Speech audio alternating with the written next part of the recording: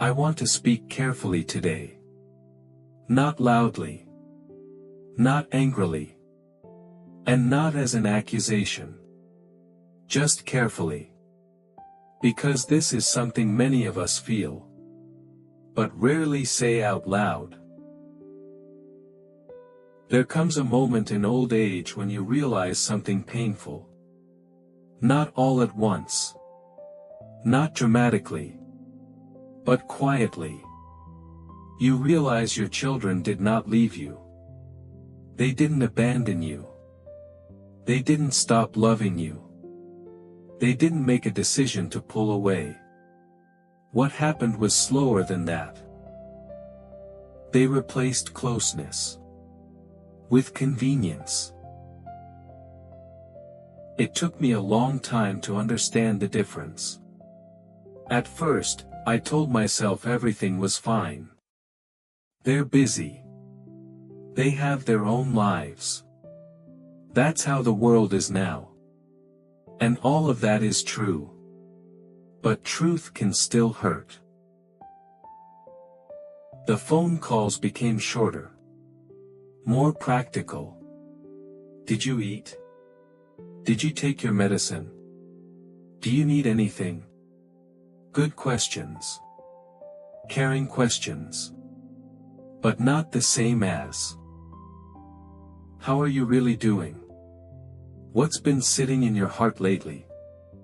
What do you miss? Somewhere along the way, the conversations became efficient.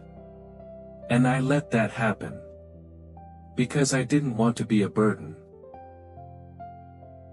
That phrase lives quietly in many older parents. I don't want to be a burden. We don't say it out loud very often. But it guides our behavior.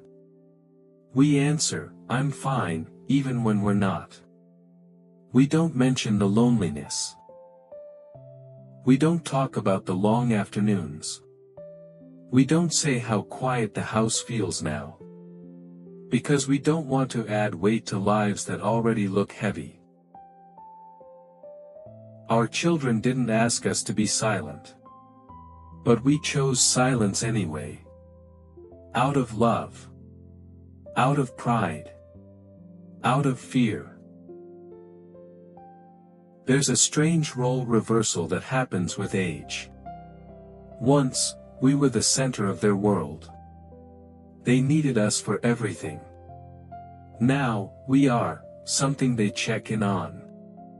Not out of cruelty. Out of structure. Their lives are scheduled. Optimized. Full. And we don't quite fit into the rhythm anymore. So we adapt. We make ourselves smaller. Easier. Low maintenance. We learn how to be fine quickly. We don't ask for long conversations. We don't bring up old memories unless invited. We don't linger too long on video calls. We smile. We say, I don't want to keep you. Even when we do. This is not abandonment. It's something more complicated. It's emotional replacement. Presence replaced with efficiency. Listening replaced with updates. Connection replaced with logistics. And I want to be very clear here. This is not about blame. Our children live in a different world. A faster one. A louder one. They measure care in actions. Appointments scheduled. Groceries delivered. Bills managed. And those things matter. But emotional presence is quieter. It doesn't send notifications. It doesn't show up on calendars. It just sits with you. Many of us don't know how to ask for that anymore. We were raised to be strong. To endure. To not complain. So when emotional neglect appears, we don't name it. We excuse it. They mean well. They're doing their best. And again, that's true. But truth does not cancel pain. There's a particular kind of loneliness that comes from being cared for, but not known.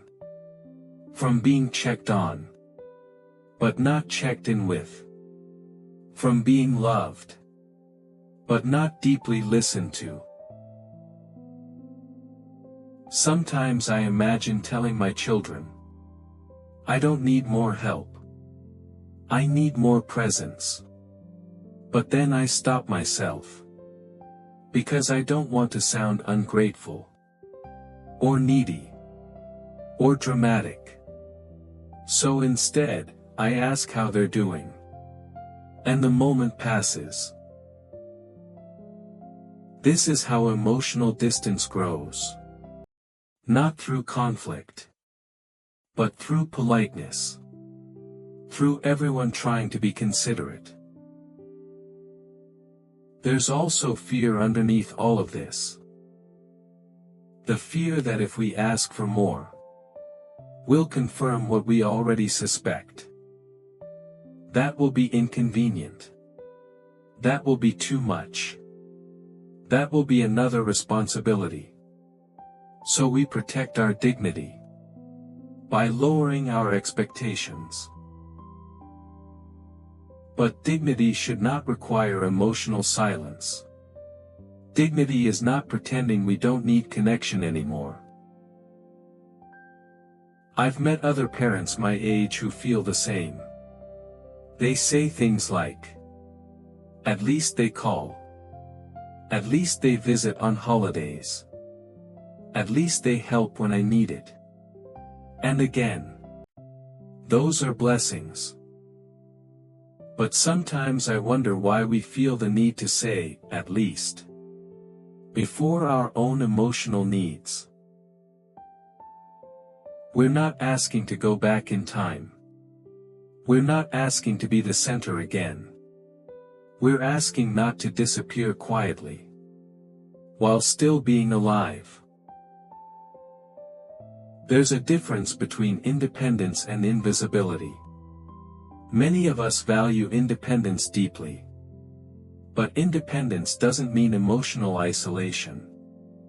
And it certainly doesn't mean erasing ourselves to make others comfortable.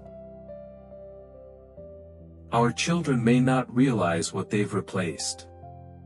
They may believe they are being good sons and daughters. And in many ways, they are. They just don't see what's missing. And perhaps we haven't helped them see it. Because we taught them strength. We taught them self-reliance. We taught them to keep moving forward. And now they are very good at it. This is the quiet irony of parenting. We succeed.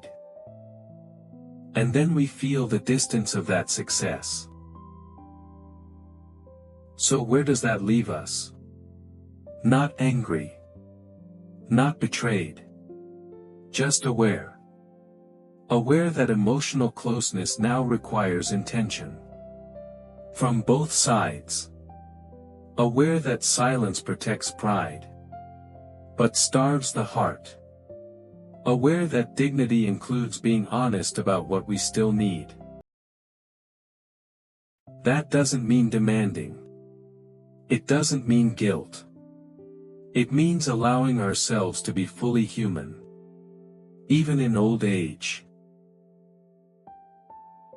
Some of us may disagree with this. Some may say, this is just how life is. Or, we shouldn't expect so much. And that's a fair perspective.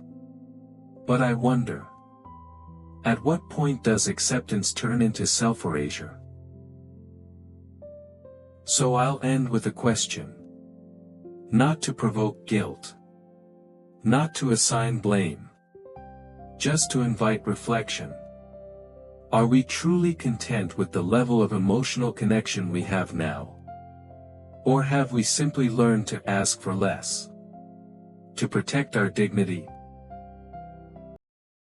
And if it's the second one, what would it look like?